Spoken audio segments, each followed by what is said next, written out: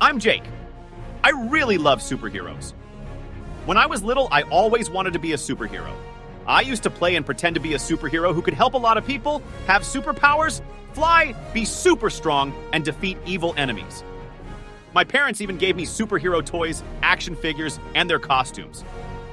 Even when my teacher asked in class, "What do I want to become when I grow up?" I enthusiastically said I wanted to be a superhero. But my friends' reactions didn't match my expectations. They just laughed at my answer. At first, I didn't understand what was wrong. Weren't they all big fans of superheroes too? When I got home, I told my parents what happened, and there was a moment of silence. I felt like it was the moment they were waiting for. They said, "Jake, honey, the superhero you know isn't real." Their words hit me like an arrow. How about becoming a doctor? In a way, being a doctor is also a superhero.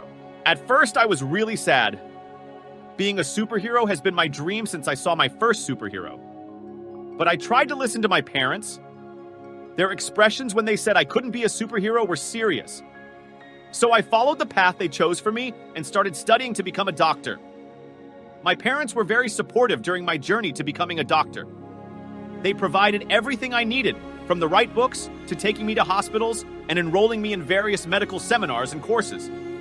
They even prepared funds that were more than enough to see me through to becoming a specialist. I should be happy with all the support, and I am sure I can become a doctor. But as the days approached for the medical school entrance exam, I became more and more afraid, my heart pounding. My parents and teachers said it was normal because the day I would be accepted into medical school was approaching, and of course I would be scared. They were confident that if I felt ready, the fear would go away. But the fear didn't disappear. It only got worse. One day, I vomited during an extra class. I was so embarrassed that I ran out of the classroom and hid behind the school. I picked up a stone lying around, and with every annoying thought, I threw the stone into the bushes, hoping the thoughts would be thrown out too. Then, ow! I was surprised. Was there a voice behind the bushes? Who?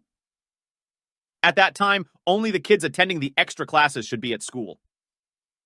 From behind the bushes, I saw someone my age looking like he just woke up, with leaves stuck in his messy hair. He was wearing the same school uniform as me. "Who are you? Why are you throwing stones at my head?" he asked. "I'm not throwing stones at your head. You're the one there," I replied. "This has always been my sleeping spot. You suddenly appeared here. Besides, what are you even doing here?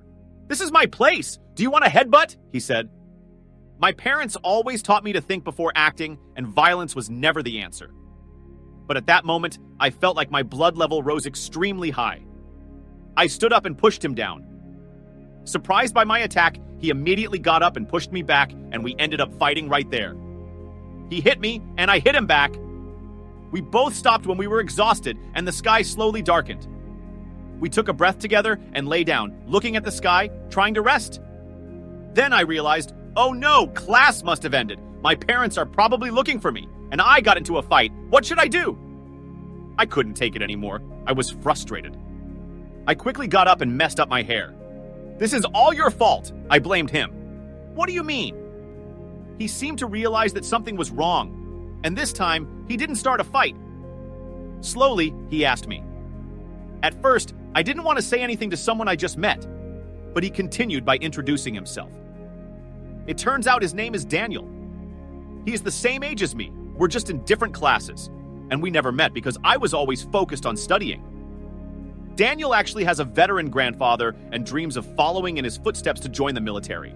Even though I didn't say anything, I kept listening to Daniel's story, and the more I was listening, the more I become fascinated by him. He was following his dream, even though joining the military is something very dangerous. I became very jealous of him. Wait, I'm jealous of him? I was stunned and jumped when I realized what had been scaring me all this time. Daniel! Daniel was surprised. "Yeah? I don't want to be a doctor. I want to be a superhero," I said again. Huh? Daniel was confused. Like in the movies, a superhero who protects people, who fights against evil people. Daniel laughed heartily. And I started feeling sad again, remembering the memories from when I was little. But unexpectedly, Daniel said, "In that case, let's become warriors together." Warriors also protect the country. Well, even though you can also become a police officer to fight against bad people. Daniel laughed at his own answer. My eyes lit up. My heart felt very light. I felt like I found my answer. I didn't feel scared anymore. I decided tonight, I want to become a warrior, like my new friend Daniel here. Oh, by the way, I'm Jake. Nice to meet you, Daniel. Hi, if you like this story, please give it a like and share what are your thoughts about it. I am going to be posting more stories like this, so don't forget to subscribe so you don't miss any videos. See you next time.